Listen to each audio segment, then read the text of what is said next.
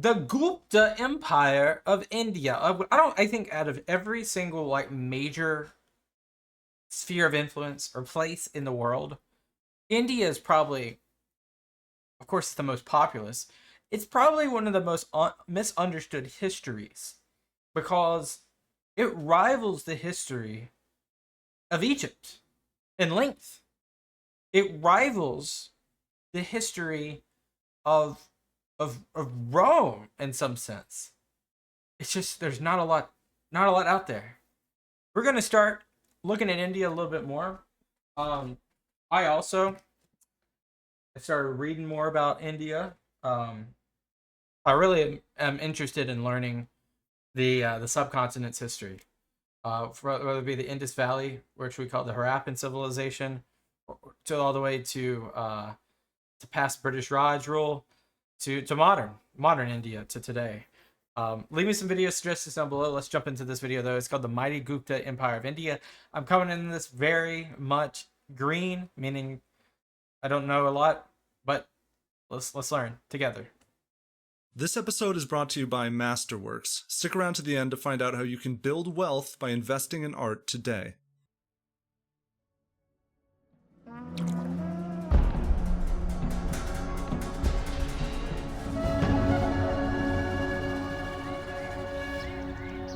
By the 4th century AD, the great empires of India survived mostly in old traditions and monuments of waning luster, spread across a land that had widely fractured into petty kingdoms. The rather modest dominion of one dynasty had begun to expand under its king Chandragupta, and after his reign the throne was assumed by his son, an emperor who would proudly bear his battle scars, the great Samudragupta. I don't actually think I've ever heard of Samudragupta. I've heard of his father, Chandragupta, though. His behest, the forges burned day and night. Horses were mounted, war elephants arrayed. In ages past, when Alexander had marched east to conquer the world, it was the prospect of facing the vast armies of India that ultimately induced his weary troops to make him turn back. Then came the Mauryan Empire, which conquered wide and stood for over a century before its demise.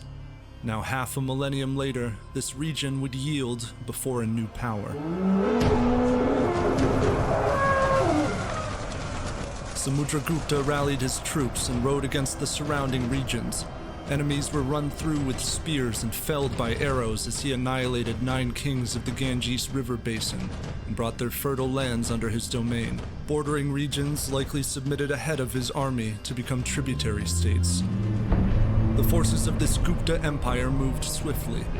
While fielding traditional divisions of elephants and light infantry, their power rested on heavy cavalry. Fierce nomads to the northwest had shown India the merit of mounted archery. Indeed, those roaming armies began to overrun regions of South Asia formerly under Greek control, where the world of Aristotle had long blended with that of the Buddha, and a Greco-Buddhist culture still remained, in which Brahmi script framed the faces of Roman rulers, and the Buddha and his followers emerged in detailed Hellenistic rendering. Although Samudragupta was a great admirer of the arts, his immediate ambitions lay not in the west, but south along the eastern coast lined with trade ports. And so the emperor and his army fought and trekked through forest, on a quest that no doubt seemed guided by the hand of Vishnu. These illustrations are just amazing. A Hindu deity considered by many, including the Gupta dynasty. What was the deity? Sorry, I missed it. And his army fought and trekked through forest, on a quest that no doubt seemed guided by the hand of Vishnu. Vishnu, which, well, we won't get into it. I don't know enough about it.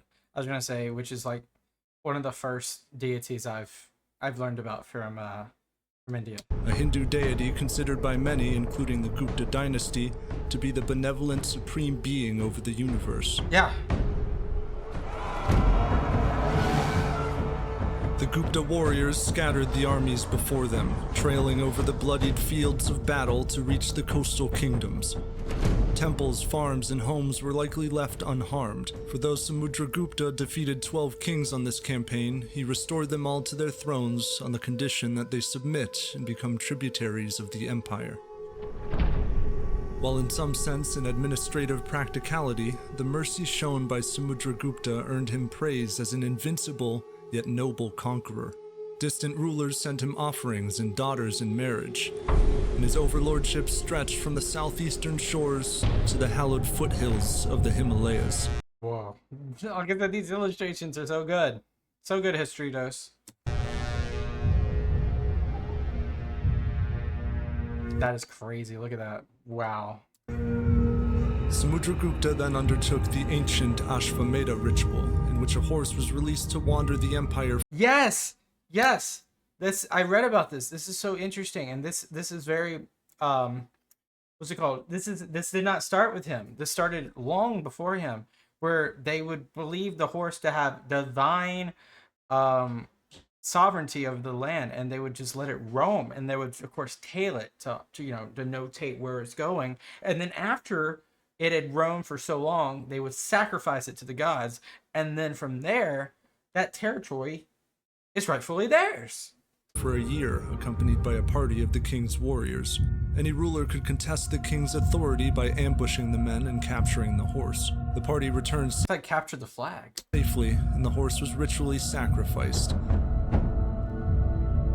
And thus, Samudragupta was hailed as the undisputed king over all the land he claimed. The ascendants of the Gupta dynasty would survive him. His son, Chandragupta II, took up the banner of conquest, crushed his enemies, and extended the empire to the western coast, where merchants from distant places came to trade. The links between the civilizations of the East and West were long-standing. Indeed, an Indian artifact had been buried by ash in Pompeii centuries before, and the sight of Roman coins was not uncommon in India. Philosophies and musings passed between the far-flung peoples as goods came via Roman Egypt, including gold, silver, and Italian wine, exchanged for Indian ivory, spices, fine silks, iron, and steel. And this is why you see, the trade of both ways right here, where you see the artifacts of each. Indian craftsmen were famed in the ancient world for their high-quality metalworking.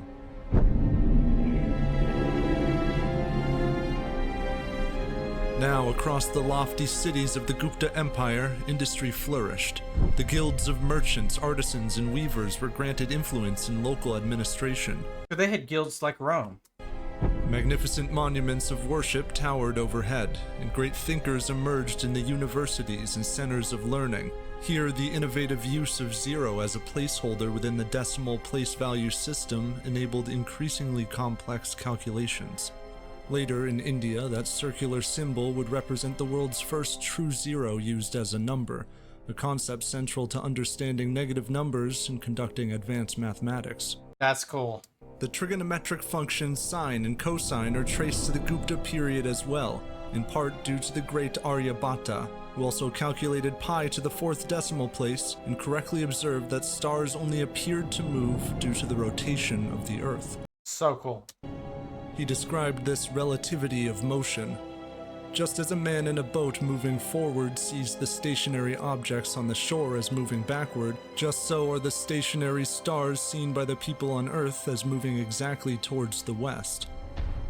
The Gupta Empire seemed to afford its people stability, safety. Skandagupta drove out an invasion of nomads in the mid-5th century. But it seemed these enemies were growing more daring in their incursions upon imperial territory.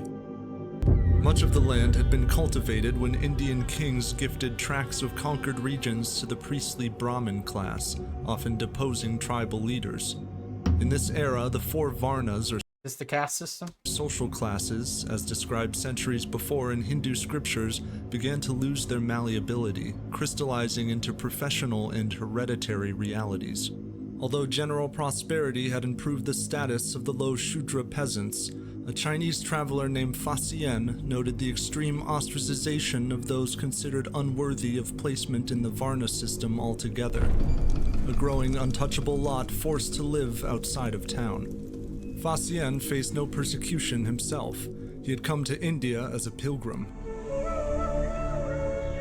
This was the land where the Buddha had lived and taught many centuries before. Stupa shrines dotted the country, and mantras echoed from caves where monks dwelt in elaborate monasteries. Although devout Hindus themselves, the Gupta emperors remained widely tolerant of Jainism and Buddhism. Yet Buddhist monks would later write of the atrocity with which their order was slain and temples burned around the year 520 by riders from the north. The Alkan Huns, these nomadic masters of horse archery, moved south, led by a man who was darkly remembered centuries later. The northern region brought forth another god of death. People knew of his approach by noticing the vultures, crows, and other birds flying ahead, eager to feed on those who were being slain within his army's reach. This guy's really good at narrating. He's really good. And by the way, is he talking about Genghis? He was called Mihirkula. Why did I say Genghis? Because it didn't make sense in my head. We just did a Mongol video, and I still said it. What am I talking about? That's why I have the sign novice historian. A diadem adorned his bulging skull, artificially elongated in the tradition of Hunnic rulers. His father, the great Toramana, had conquered far into India before him, but he had been defeated and ousted by regional powers. Mihirkula now came to lead the return of the Huns. The path was cleared, for the Gupta Empire had receded to the east, weathered by prior invasions and possible natural disaster. The Huns leveled cities and massacred people in their conquest, but they were no simple horde of ravagers. The conquerors were keen to establish themselves as legitimate overlords. In old Gupta towns, coins were issued in the image of Mihirkula, a Hun king who now worshipped a Hindu deity, not Vishnu, but the god of destruction, Shiva. Whoa. The Huns had not wandered into the mere destitute remains of the Gupta Got a Triton, too. Empire. Rather, the autonomy the Guptas had long extended to their subject states now empowered former feudatories and successors to function without the empire. And so it was an alliance of regional kings, including King Yashodharman of the Central Indian Alikara dynasty, who emerged to face Mihirkula.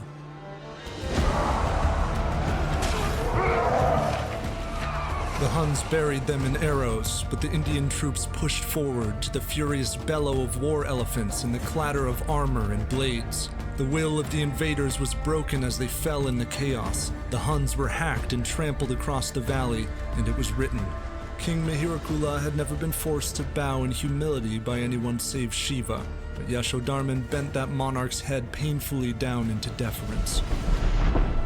The Huns were driven out, exiled to the north, but the victory of non-Gupta kings signaled the shift in power.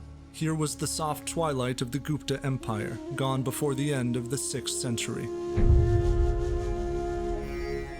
And yet the achievements of those within the empire and its extended cultural sphere outlived the might of its armies.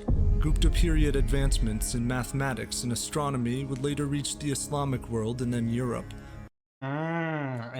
And of course it just doubles in the Islamic world, and then it goes, of course, to the West, and they just have open share of ideas, contributing to further scientific innovation.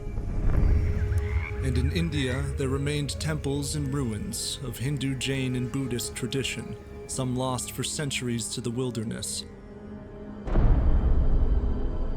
Sacred monuments sat in lonely halls like shadowed visions from the Golden Age, the age of the Gupta Empire.